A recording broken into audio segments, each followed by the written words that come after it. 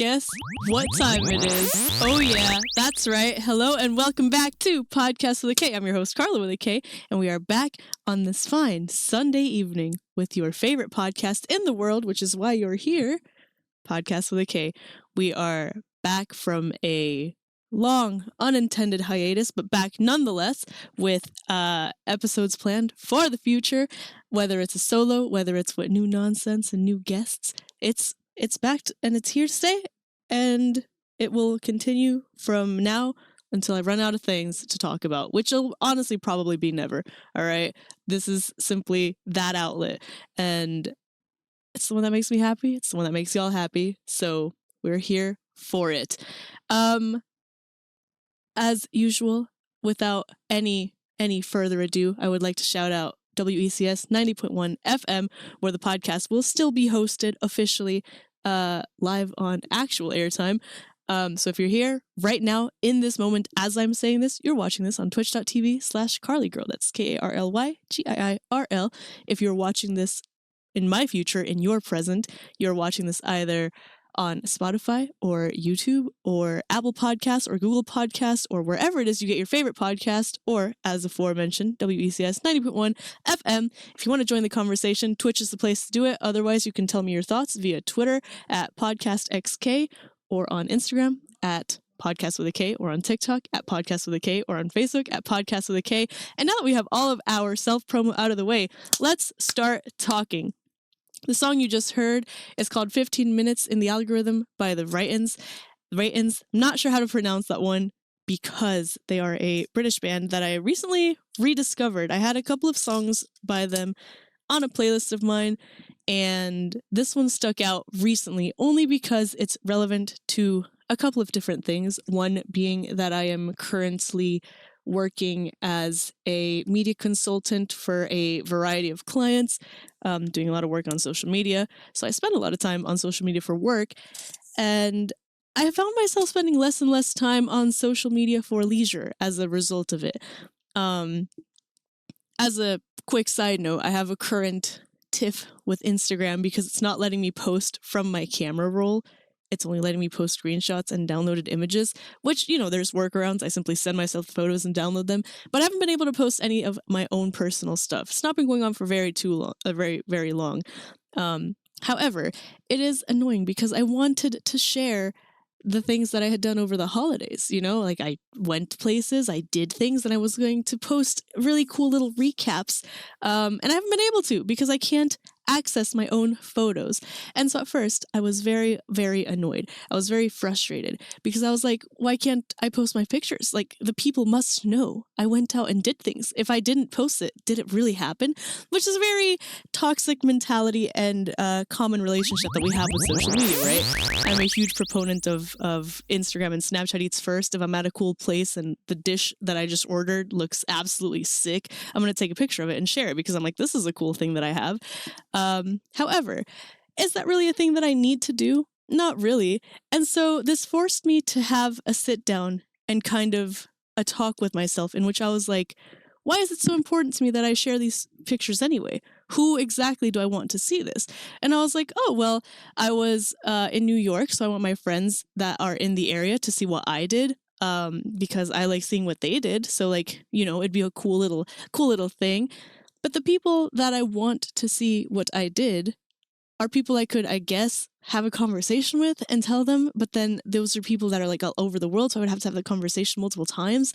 And so I was like, okay, so maybe that's not the right answer. Is it for the flex? Am I trying to flex that I went on a trip? No, not really. I don't really care to do that. And besides, the algorithm is so messed up that I know only 15 people are going to see it anyway. Is it so that my family sees it? Okay, well, wouldn't that be better posted on Facebook? Well, it's like, yeah, but who really checks Facebook other than my family? I know if I post a big life update, people will like it and comment, and then that'll further it in the algorithm. But isn't Instagram supposed to be that same algorithm?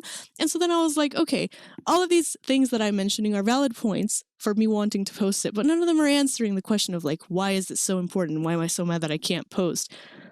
And to get to the nitty gritty of it, it's I had a conversation with people about having gone places, and my friends that I talk to every day were like, oh, hi, great, you're back. What did you do? And so I talked to them. But for me, it's more so about being able to share the experience. I've realized that through working in social media, I've seen so much of the flex of making one thing look like another.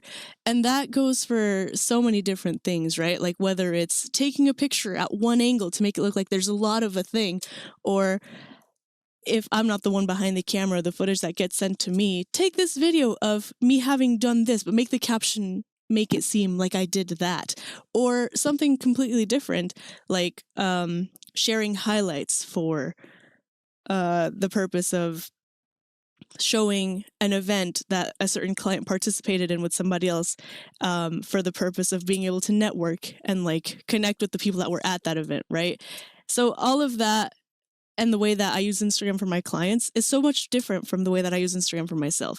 Back in the day, I used to use the Instagram filters because it was cool and it was fun and everyone was using it and everyone had their favorite filter. So it was like a community thing, right? Like, are you team Nashville? Are you team Valencia?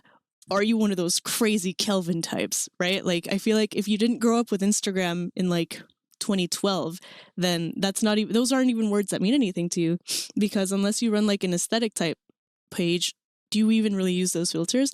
And most people use external filters. Like there was a while where Instagram was just reposts from VSCO, but now I feel like everyone uses like CapCut templates for their videos, or they'll use filters and presets off of Lightroom even, because as professional tech becomes more and more accessible, because more and more people are moving to work on social media, or at the very least value social media as a place where you should be working, it's becoming to where everyone is editing their stuff, right? And I am the first person to say that I edit my photos, or I used to edit my photos.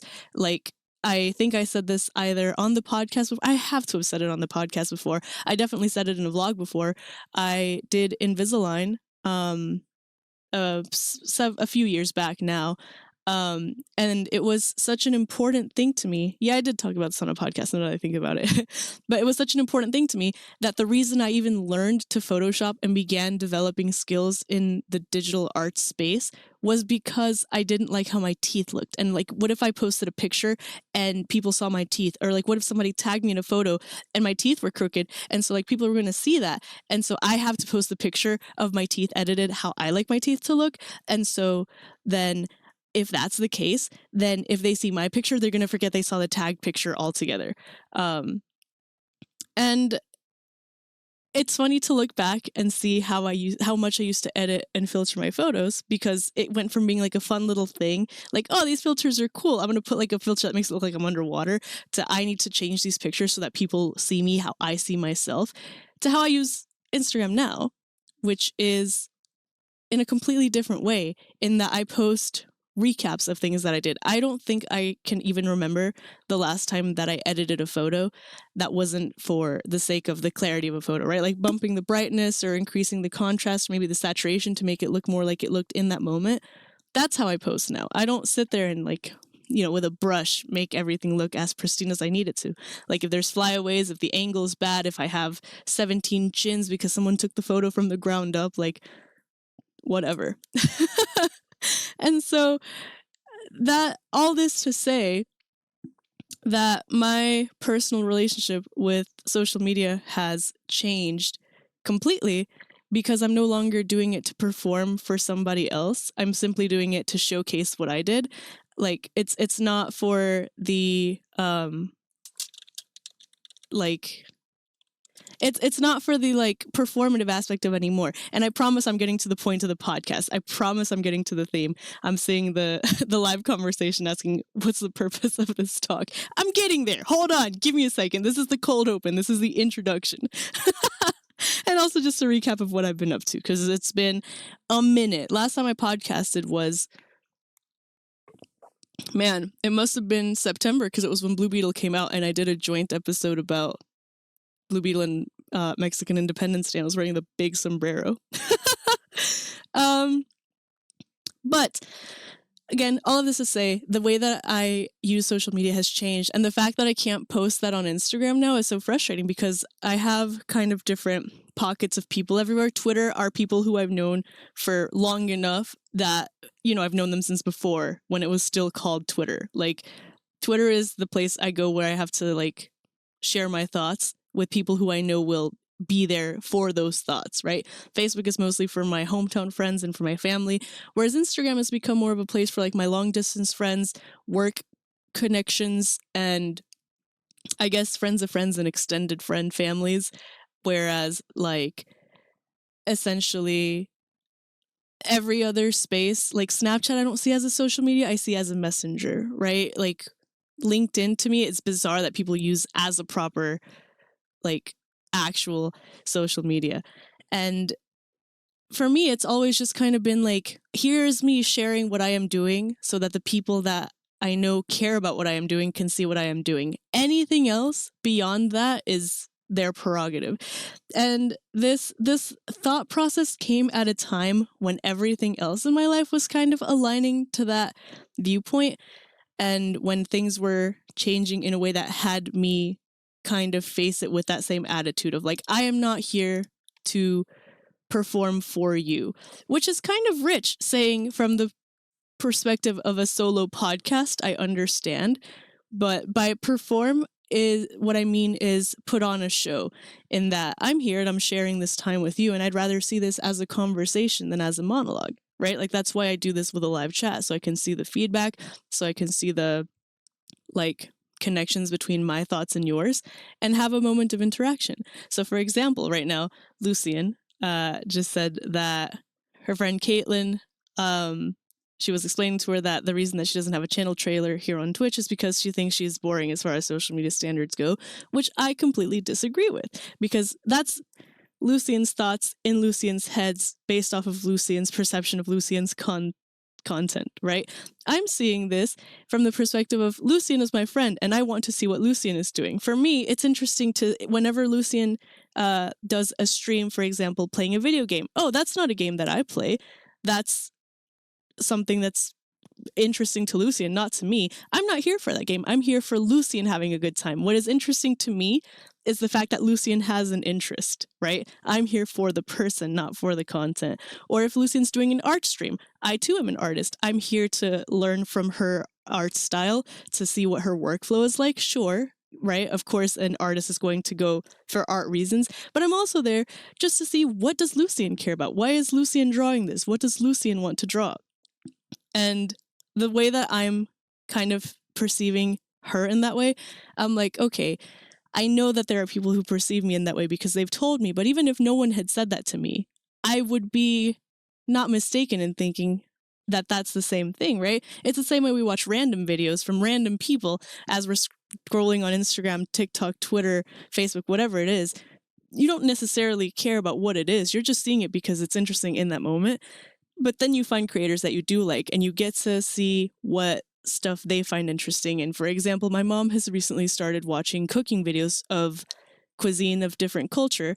And so she's found that interesting. And then she started following them as people because they are also entertaining enough for her to sit there and watch them. And now in my house, if, I grew up knowing I am Mexican, so there will be Mexican food on the table. We live in the US, so there will be some element of American food. One of the cooks that she watches is Korean. So we've recently had Korean dishes here and there because, that was an interest that was born out of a random video on a random clip. And now the cook is entertaining and kind and the food is good. And so now that's a thing. And that's how you kind of pick and choose the positive in your life. And it's good that social media has kind of become this space where you kind of share that type of stuff, and you can share it knowing that there will be people that are there for that kind of stuff, right? I feel like we went through a heavy phase where all of us were kind of faced with the different eras of Facetune and filters and Photoshop, and the Photoshop fails pages started coming along, and now we, the general public, don't really seem to do that as much anymore. It's very rare that I see that one of my friends has Facetuned their photo. Whereas now that influencers are everywhere, now what you're seeing is people trying to market things. And the people that you know are doing something that's fake are those influencers. I'm not saying all of them, right? Like I too have done sponsored streams. I too have done sponsored posts. I too get samples in the mail for the exchange of a review on my stories, right? And that's a thing, sure. But the way that that's kind of become a separation is interesting, because it's like, yeah, now everyone's an influencer. So I know if I go, I'm not just seeing my friends have fun, I'm also seeing them try to be influencers. But that's kind of one of those weird things where it's like we're trading one for the other. So rather than being fake about my life, I'm being fake about a product, unless I'm not being fake about a product. And that becomes the game. Is this Photoshop or is this not? Now it's more so, is this a real post or is this sponsored, right? So it's become more about that, which is an interesting trade-off. And especially, like I said, from someone who works in social media and makes those posts, right, for other people, now I have the perspective of, okay, well, this is a job and it pays, versus, oh, but I just wanted to see the fun stuff. But even then, like, even on my desk, right, I have a bottle of nail polish that I bought because I saw an ad for it on Instagram, which I liked. The creator I thought was entertaining, the branding was pretty, and the color was nice. And that's it, right? So it's, I think, a better alternative to what we have now than to what we used to have.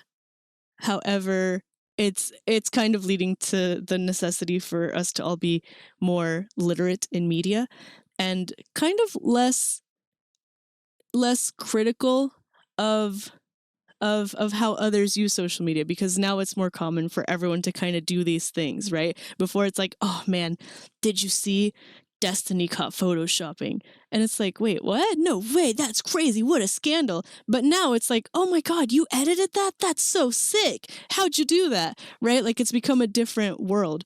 And I think that has led us to kind of stop doing the thing where we compare each other to other posts. Like, there used to be so many different think pieces about like how social media was creating this like new burst of depression and younger kids, because they were always comparing their lives to the lives of others, because all you see is the highlights from what other people are posting, right? And that's what you're posting too. And it's like, well, everyone has highlights, but their highlights are better than my highlights. And like, I don't even have any highlights to post. Whereas now we know that that's what it is, right? Because it's like, oh yeah, well, clearly, like, even the influencers are doing it. And it's more so become a thing of like, instead of focusing on what others are doing that you're not doing, it's more so of how can I be doing that? Or why are they doing that? Or what is their purpose in doing that? That they post this on their story to like try to influence me to try to do this. And then it kind of escapes that world, right? It kind of becomes personal, where it's more so of like, are they posting this to brag about their life, or are they posting this because they're trying to gain a following? Or are they just posting this to share? So now it's more so about the motive than the reality of it. And the way that I've seen this kind of manifest is that it's it's almost becoming more and more of a flex of like, how real can you be on social media? Because I've seen a lot of those posts recently of like, this is what it looks like on a good day and this is what it looks like on a bad day. And then you have those like the like type of games where it seems like everyone's just trying to one up each other, like, oh, you were sad yesterday, I was more sad the day before. And it's like, okay, well, we have to find that balance. Like, it's not about that, right? It's about sharing your life in a real way, but in a way that is also healthy for you, right? Not necessarily digging for like the highest of the highs or the lowest of the lows. Sharing just a moment that was meaningful and shareable. In the chat, Luciana also says that she hates clout chasers, and that is just another thing altogether. That's, you know, that's about to send us on a rabbit hole. Which is honestly kind of interesting, because that's a point that I hadn't even really thought about bringing up today, but it's true. There's also this element of like, it's not only somebody posting to flex their life. For those of us who know the term clout chasing, you hear that and you're immediately like, oh, I know somebody like that. But for anyone who doesn't know, clout chasers are those people who act only to try to get popularity points, right? And Abby's making the connection to the 2010 trend of do it for the gram and saying that's where it all went downhill. I don't necessarily think that's true that it went downhill. The do it for the gram mentality I think is a double-edged sword, because whereas some people did stuff only for the sake of gaining different attention and popularity and numbers and followers, like the Paul brothers, for example, like the shock jock type content, like that type of stuff, that was obviously pretty lame. But I think it also inspired a lot of people to get out of their shells and learn to be creatives, where, you know, everyone has a camera in their hand now, so it's like, why not make a video out of it, right? Like, there's some people I know who it's like, oh, you know, what do you want to be? What do you want to do? Oh, I want to be a content creator. Oh, sick. What type of content? Oh, I don't know, just like a content creator. I just want to make content. Okay, well, of what, right? It's one thing that you want to sit here and make videos and edit videos and post videos and get followers and have an audience to talk to. But what kind of video? What kind of content? What exactly is it that you're doing that is worth sharing to the world, and why? Right? Which is a good parallel to how I think that social media has led us all to act now, which is like, why exactly are we doing this? Why is it so important to me that I post my vacation photos? And I do want to go back and touch on the clout chaser thing, where it's like, one thing, again, to post because you want to share a moment with your friends or with your audience. It's one thing if you want to post something because you're trying to gain a following and turn it into a job. It's one thing if you're posting to have something to post. Clout chasers to me are the worst kind, because you're only doing something for the sake of popularity, which again is the same as the people who be like, I want to be a content creator and have no content to create, where the problem is that with clout chasers, it often comes off of like riding the coattails of somebody else who already found that success. And to me, that's so slimy. That's so grimy. Like, your clout chasers are the type that will pay money to sit in a fake private jet just to be like, I sat on a private jet, or like post like, you know, the skyline from the elevator at the, I don't know, like at some huge department store in the city, only to be like, oh, look at the view, and pretend they're like in somebody's penthouse apartment, right? Like, or people who will be like commenting on everything, like, oh, I know that guy, oh, I know that person, oh, that's my neighbor's best friend's hair braider. It's like, homie, what? That's them. Good for them and their success. Why don't instead you congratulate them for what they're doing rather than try to make it about you?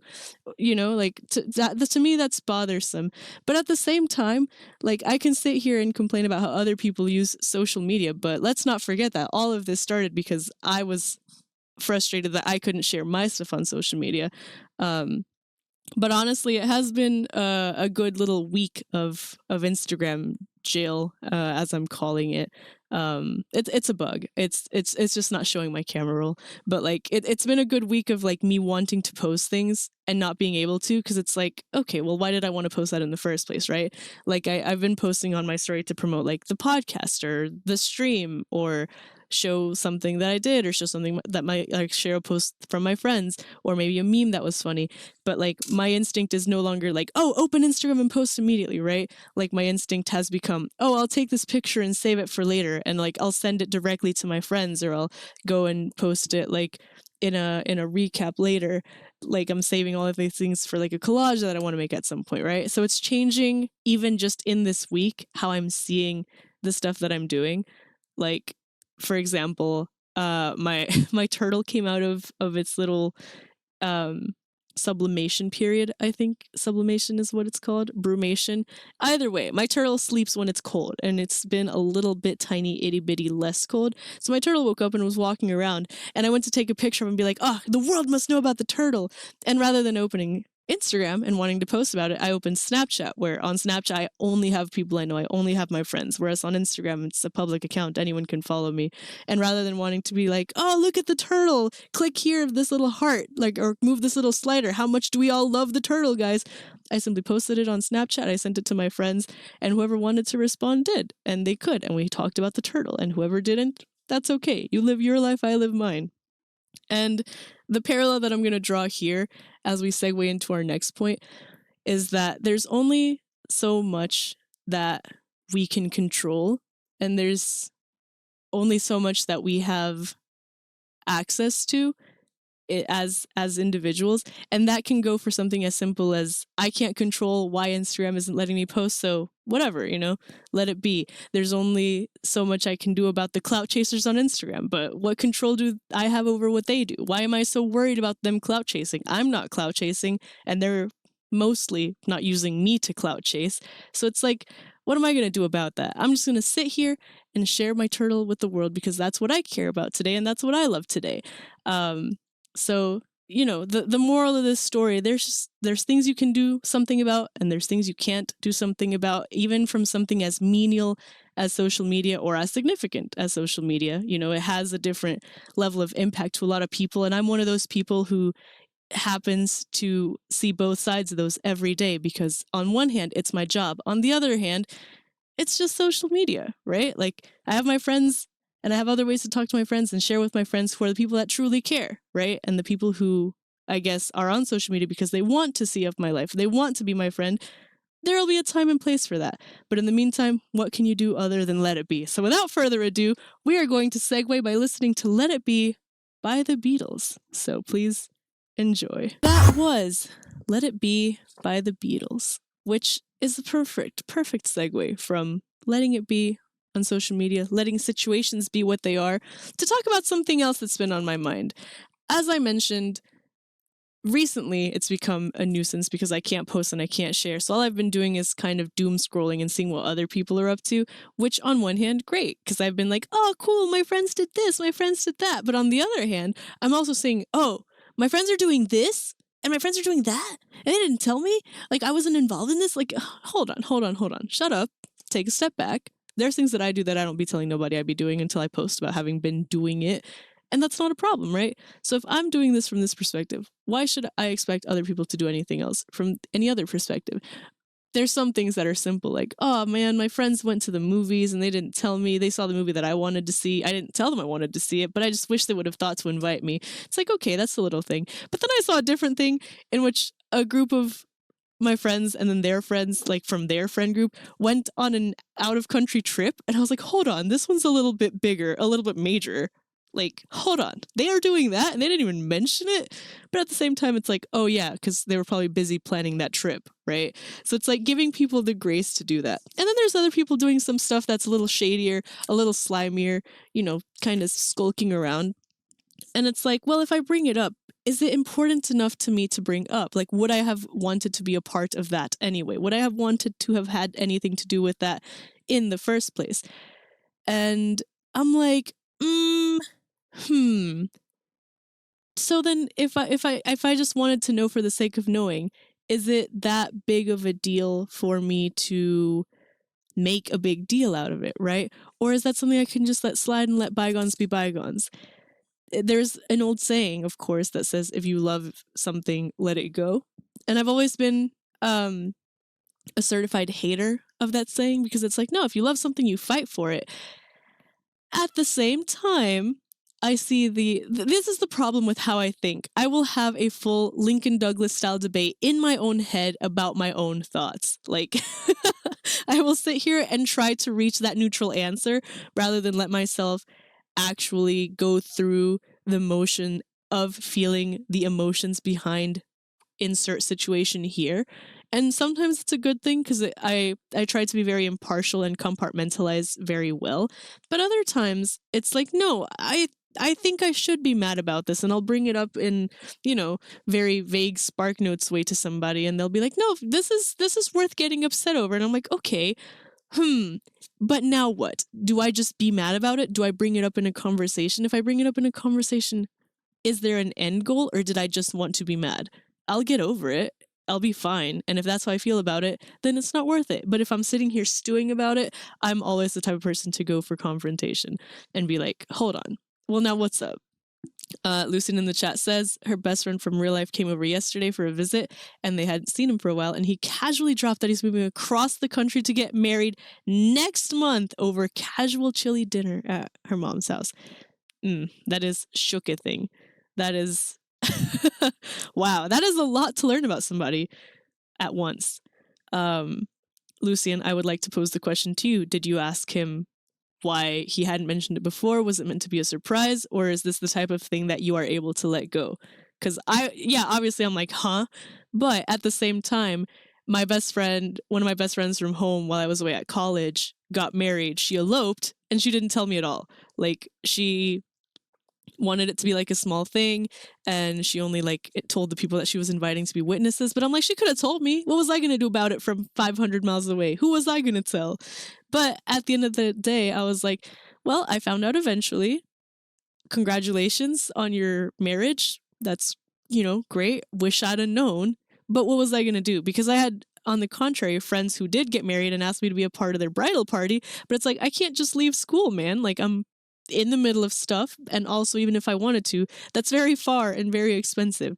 So it's like, do I just want to be invited, like, just to say no? Like, what is that? So instead, I've been working, and it's one of my New Year's resolutions, obviously, as you can kind of pick up on the theme based on the whole let it be type situation. It's one of my resolutions to, like, stop fighting things that I can't control.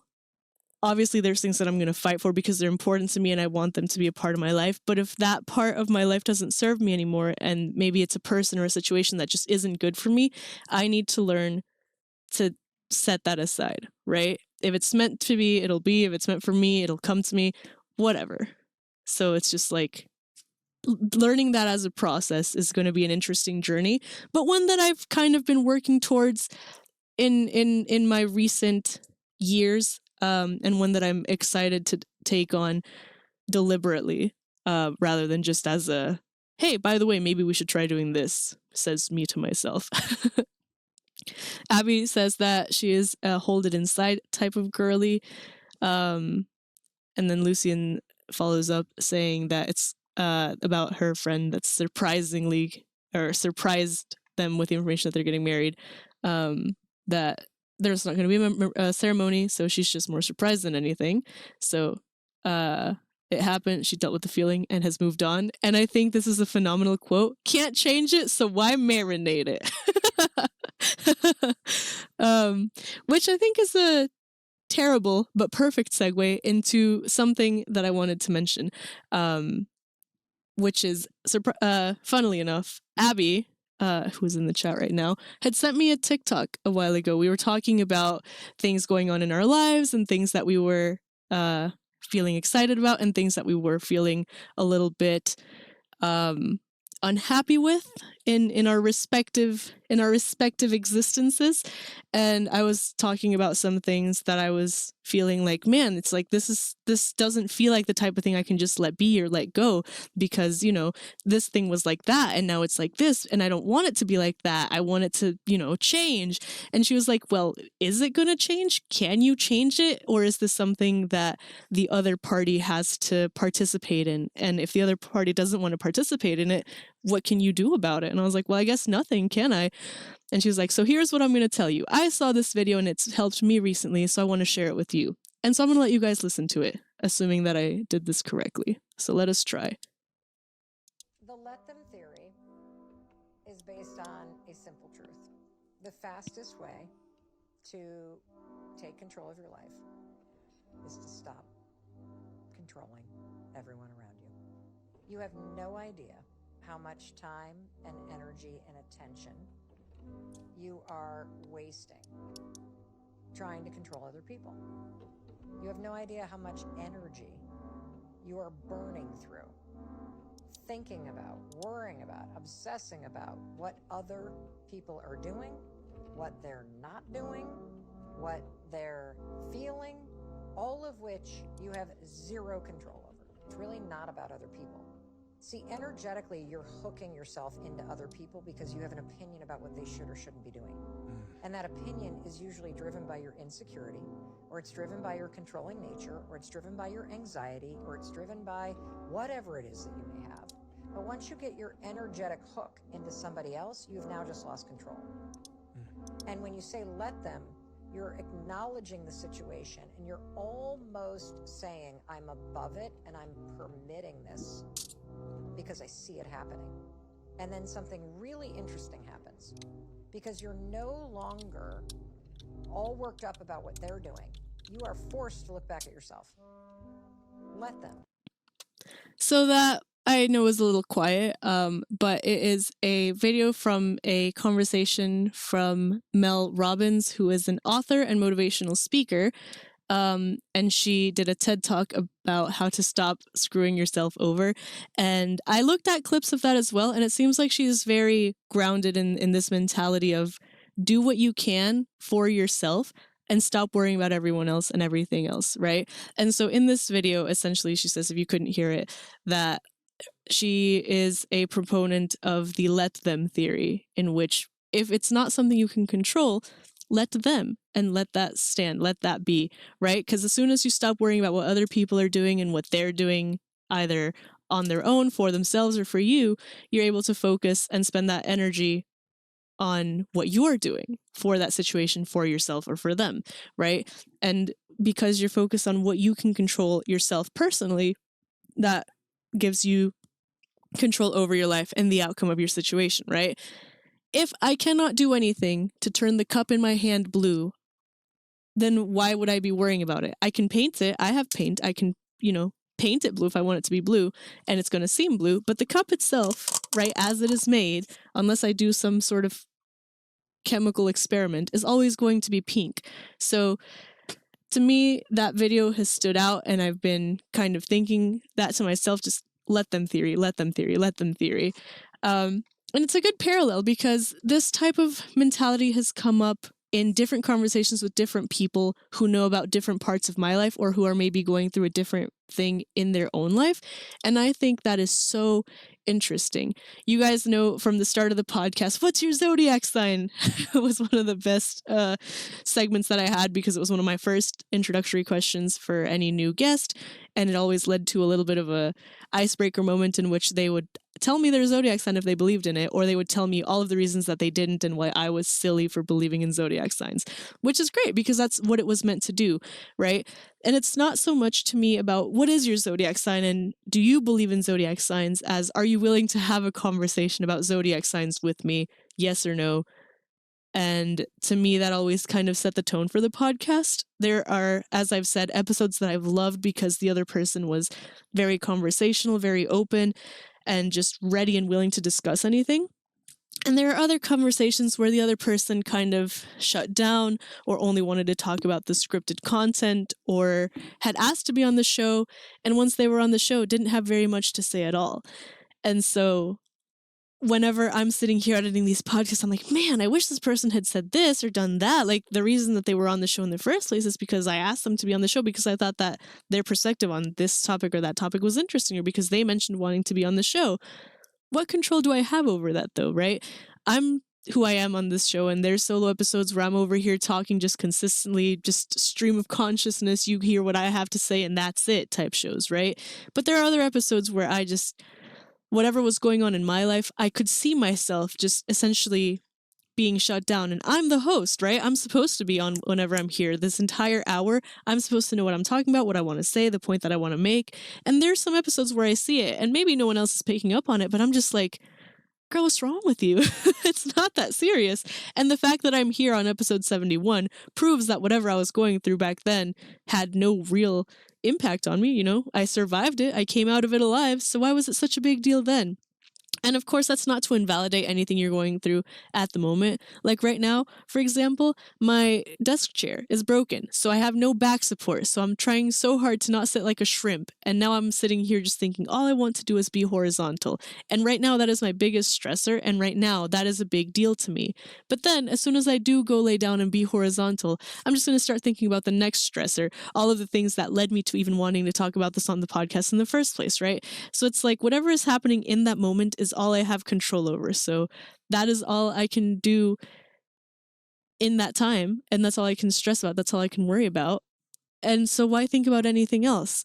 And in these conversations that I mentioned that I've been having with other people, there have been different examples of that varying scale rate. Like, this is actually what's wrong with my life. This is what's happening. This is why it's a problem. This is how it's affecting me. These people are doing this, or this system is broken in this way, or I wanted this and didn't get that, or this place was, whatever it is. Like, I've had different conversations, and the theme of it has always kind of led to this discussion of like, so what? What's next? What comes after? And the reason that is so interesting to me is because that is always the advice that I give to my friends. Like whenever someone is talking to me or venting to me about something happening in their life, I do my best to be empathetic and have that listening ear.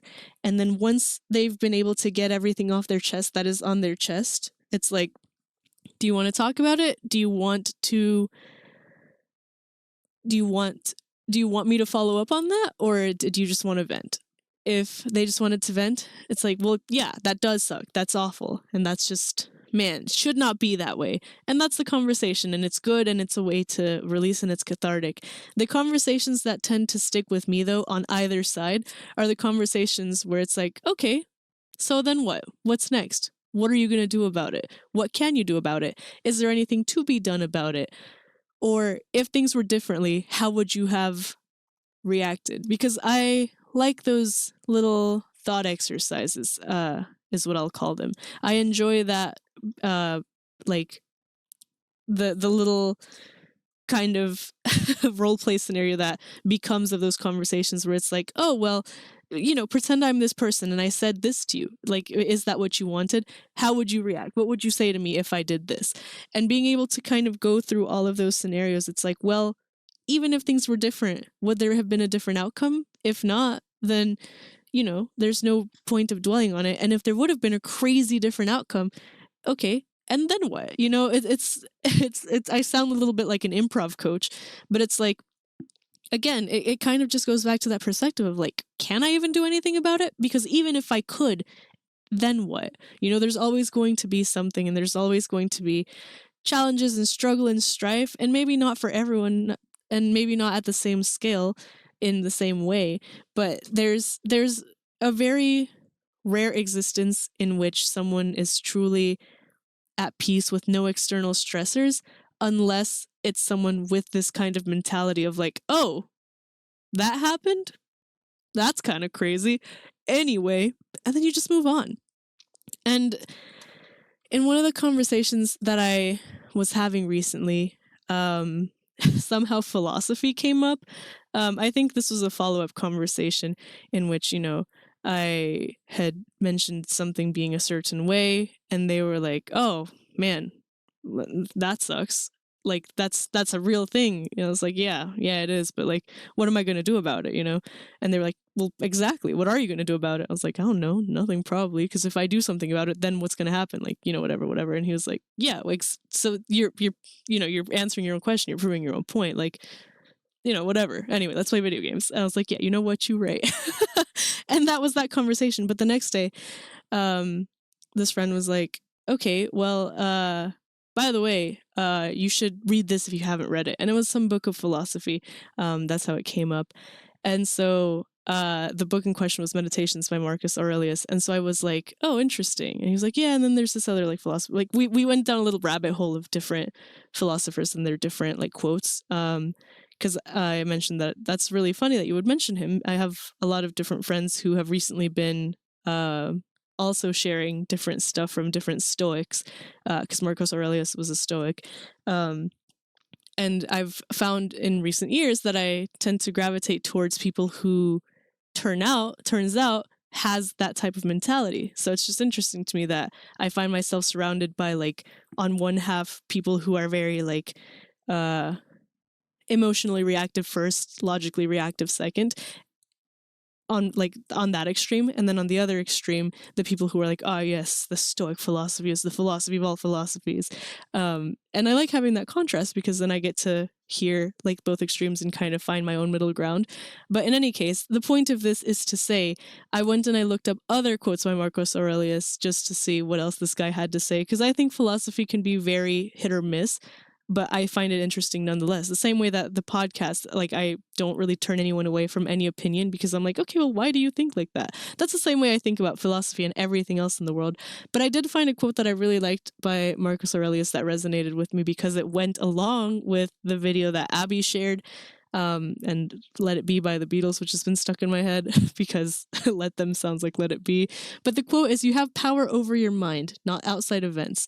Realize this and you will find strength. And that quote has lived in my head for the last week or so as well, because that's, that's all I can do. All I have control over is what I do, the me that I am putting out there, and how I respond to the situations that I am faced with, right? And this goes for friendships and relationships and, the government, like whatever it is that I have beef with that day, like, what am I going to do about it? What can I do about it? All I can do at this point in time is control how I feel about it. And that's it. And that's enough, right? Like, I don't have to lead the charge and change everyone and everything. It's not my place to do so. And it's not always going to be within the realm of possibility for me to have that happen instantly. So that's kind of where I am right now at this current point in time. And it reminded me of something that has stuck with me for the ages. And I want to show you guys something that I've had since I was a kid. I, at some point, had to do one of those, like, arts and crafts type things. And I don't remember if this was at school or at the public library in some, like, reading program activity, because you all know I grew up a library kid doing all of the little activities. But in any case, there was a, like, event where we were cutting up magazines and old books that were scheduled to be tossed so that we could salvage them and make a little kind of, like, scrapbook vision board type thing. And I ended up pocketing one page for one quote. And then at some point I was like, well, I don't need this. I'll just tear the quote and add it to my scrapbook. I'll just do it at home. I'll do it later. And then I never did. I kept it up, and this has lived on my bookshelf as a decoration ever since, because it was that impactful to me. If you're watching on Twitch or YouTube, you'll be able to see this. If not, I'm going to read it for you guys who are listening to this, all of the audio enjoyers. But it is a excerpt from the book Black Beauty, where it says, "Do your best and leave all the rest. 'Twill all come right some day or night." And that quote has stayed with me ever since I was a kid. And so, like I said, this is an active mentality that I'm trying to enact in today's day and age, today, the 14th of January, 2024.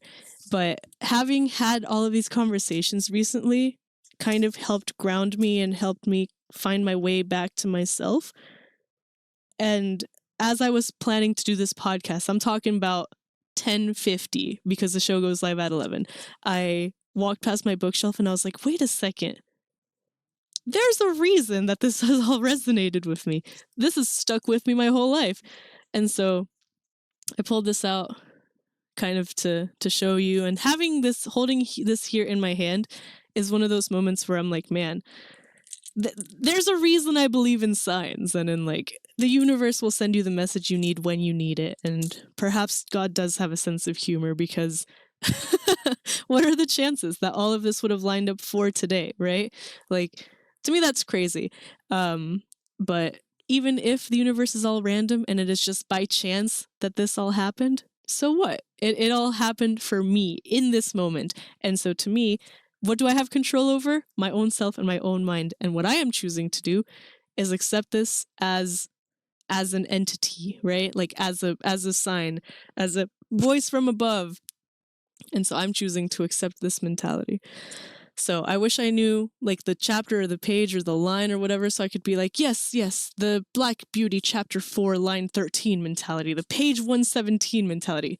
I'm going to let this all fall under the umbrella of the let them theory, just because thanks to Mel Robbins, we have a phrase for that. And I'm sure she got it from somebody else, right? Because she says that it's a theory that she has accepted or adopted or in some way claimed.